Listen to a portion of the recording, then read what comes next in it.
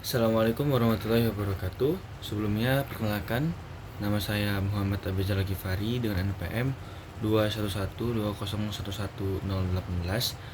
Dan di sini saya akan menjawab 4 pertanyaan yang telah Bapak berikan mengenai naskah akademik dan raperda.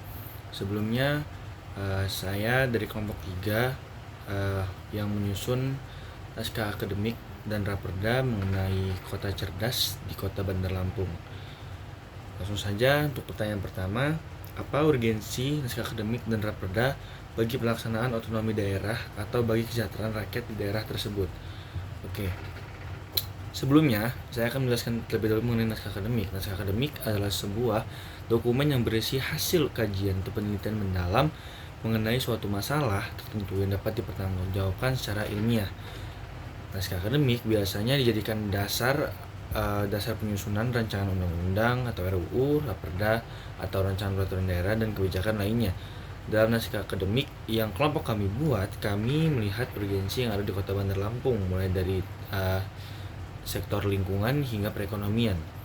Sejalan dengan Rencana Pembangunan Jangka Panjang Daerah atau RPJD Kota Bandar Lampung pada tahun 2005 hingga tahun 2025, Bandar Lampung merupakan ibu kota provinsi Lampung, yang dimana yaitu sekaligus menjadi pusat perekonomian Lampung. Mengapa? Karena kota Bandar Lampung memiliki lokasi yang strategis, yakni transit kegiatan perekonomian antara Pulau Sumatera dan Pulau Jawa.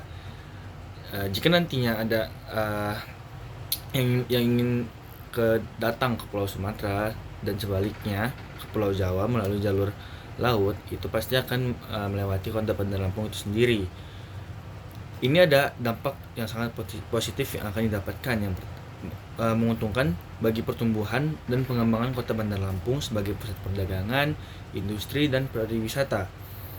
Namun sayangnya kami menemukan permasalahan kompleks di kota Bandar Lampung itu sendiri. Yang pertama, tingginya tingkat migrasi, kemacetan, keamanan dan kenyamanan warga kota, persoalan sampah, tata kelola pemerintahan, sosial ekonomi, sampai ke lingkungan. Sebagai contoh, kita mengambil di sektor lingkungan yang baru-baru saja terjadi. Kota Bandar Lampung sedang dilanda cuaca yang sangat ekstrim, bisa dibilang ekstrim, dengan kadar hujan yang cukup tinggi atau sangat tinggi bahkan. Ini sangat disayangkan karena beberapa daerah di Bandar Lampung sendiri itu terendam banjir yang cukup dalam. Ini merupakan PR bagi pemerintah daerah untuk melakukan pembenahan terhadap hal tersebut.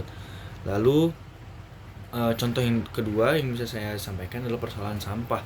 Dari hasil riset yang telah kami lakukan, kami hanya menemukan satu tempat pembuangan sampah akhir atau TPA, itu ada di daerah Bakung.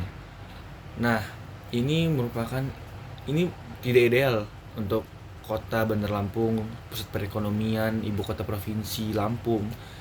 Seharusnya tempat pembuangan akhir itu diperbanyak lagi, karena untuk menghindarkan penumpukan sampah yang nantinya juga tidak enak dilihat. Itu juga akan mengurangi nilai dari kota Bandar Lampung itu sendiri, dan juga akan menyebabkan beberapa penyakit yang cukup mengkhawatirkan seperti DBD. Selanjutnya, yang kedua adalah tinjauan filosofis, sosiologis, dan yuridis dari raperda yang telah saya dan teman-teman saya buat.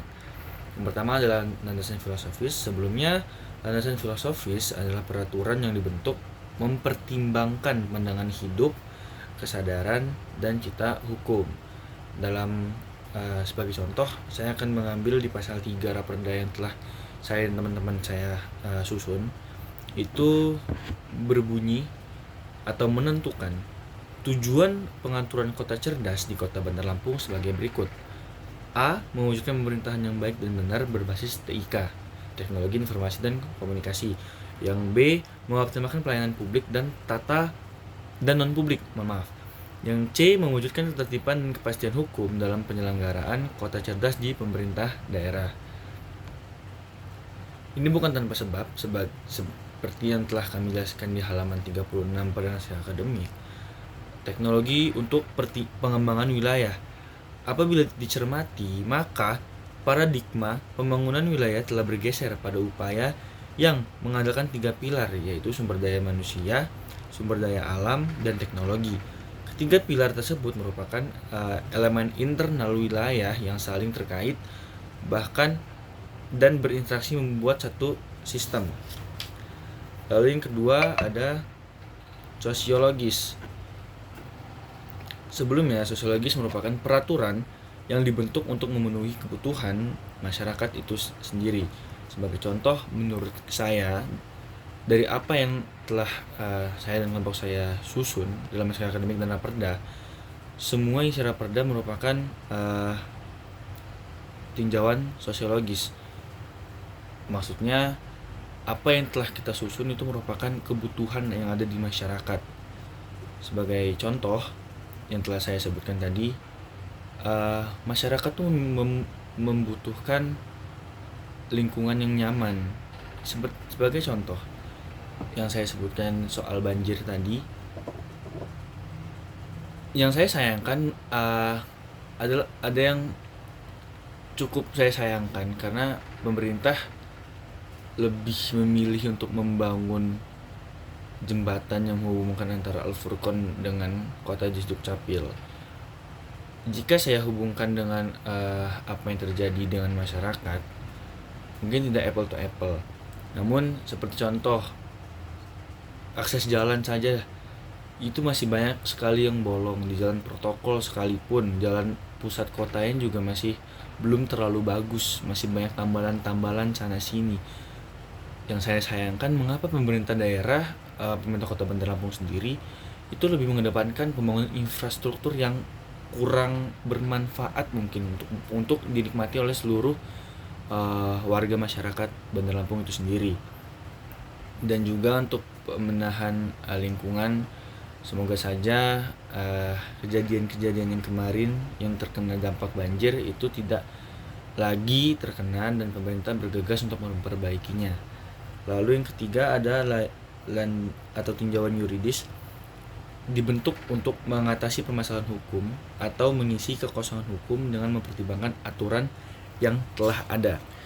Sebagai contoh yang saya akan ambil adalah Undang-Undang Nomor 23 Tahun 2014 tentang Pemerintah Daerah, sebagaimana telah beberapa kali diubah, terakhir dengan Undang-Undang Nomor 9 Tahun 2025 tentang perubahan kedua atas Undang-Undang Nomor 22 Tahun 2014 tentang Pemerintah Daerah.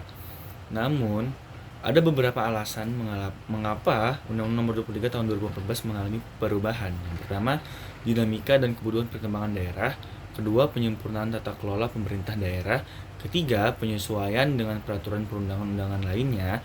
Keempat, penegasan kewenangan dan tanggung jawab pemerintah daerah. Kelima, penguatan kapasitas dan akuntabilitas daerah. Keenam, penyelarasan dengan visi misi nasional. Selanjutnya adalah yang ketiga, aturan apa dari raperda yang menjadi kekhasan bagi daerah tersebut, yaitu di daerah Kota Bandar Lampung. Menurut saya pribadi, saya memilih pasal 14 dan pasal 15, yakni di dalamnya adalah mengenai aturan sanksi. Pasal 14 itu lebih ke arah sanksi administratif, sedangkan di pasal 15 adalah sanksi pidana. Menurut saya kenapa khas? Karena tidak semua raperda itu memiliki sanksi pidana di dalamnya atau sanksi administratif. Ada beberapa alasan tentunya. Yang pertama, tujuan dan ruang lingkup raperda. Mungkin tidak semua raperda yang mengharuskan adanya sanksi. Kedua, penekanan pada pendidikan dan persuasi. Ketiga, sifat pelanggaran. Keempat, kerangka hukum dan kewenangan. Kelima, pertimbangan praktis. Nah, ada beberapa tahapan di pasal 14 yang tidak melulu langsung di sanksi pidana, yaitu penjara atau bayar denda yang cukup tinggi. Seperti di ayat 2, pasal 14 ayat 2 itu ada kurang lebih 7 poin sanksi administratif. Yang pertama peringatan lisan, kedua peringatan tertulis, ketiga penundaan kenaikan pangkat, keempat penurunan pangkat, kelima mutasi jabatan, keenam pembebasan tugas dan jabatan dalam waktu tertentu, dan yang terakhir pemberhentian tidak dengan hormat. Artinya ada step by step dari peringatan lisan sampai pemberhentian tidak hormat. Sedangkan di pasal 15 itu sendiri itu mengatur sanksi pidana, yang mana jika ada masyarakat atau ruang lingkup atau target dari Raperda ini sendiri melarang peraturan daerah yang telah disahkan atau diresmikan, itu mereka wajib, ingat wajib. Mengapa kami menaruh atau membuat sanksi pidana di Raperda ini? Tujuannya simpel, tujuannya sederhana, dan kami hanya berharap semua masyarakat, semua elemen masyarakat tuh mentaatinya demi membuat kota Bandar Lampung sendiri mencapai tujuannya sebagai kota cerdas, yang sebagaimana mestinya seharusnya kota Bandar Lampung sudah memenuhi kriteria tersebut. Yang keempat, mengapa daerah lain perlu membuat peraturan daerah yang sama, yaitu kota cerdas? Oke, menurut naskah akademik yang telah saya dan kelompok saya susun, secara keseluruhan naskah akademik ini merekomendasikan perlunya penyusunan perda tentang rencana penerapan kota cerdas di Bandar Lampung. Itu ada beberapa pedoman penerapan. Yang pertama, ada smart mobility, atau yaitu aksesibilitas lokal maupun internasional selain dari keterlibatan teknologi, informasi, dan komunikasi, serta sistem transportasi perkotaan yang ramah lingkungan. Yang kedua, ada smart economy, meliputi faktor seperti inovasi, kewirausahaan, self-branding, produktivitas, dan juga persaingan dalam pasar internasional. Selanjutnya, smart people, tidak hanya terkait dengan level pendidikan dan masyarakat itu sendiri, tetapi juga bagaimana interaksi sosial yang terjadi di dalamnya.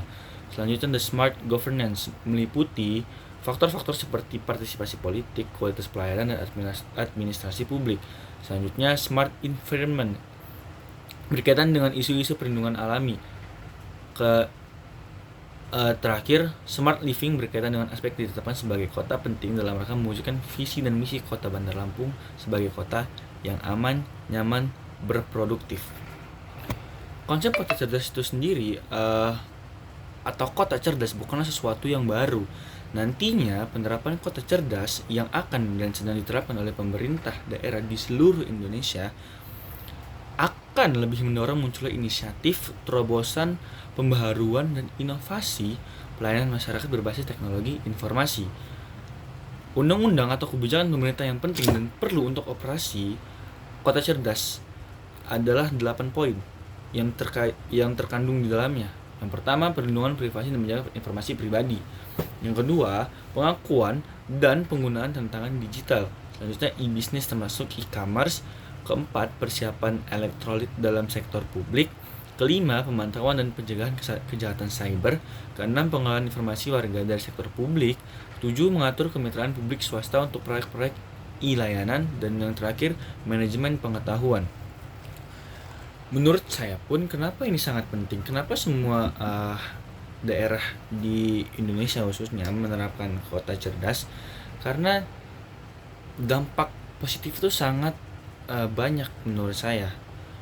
Kita juga jadi melek teknologi, data pribadi yang saya sebutkan tadi juga dijaga privasiannya, lalu juga tingkat produktivitas dan efisiensi dari warga masyarakat sekitar juga menjadi naik menurut saya. Itu kenapa atau mengapa daerah lain perlu membuat peraturan daerah yang sama.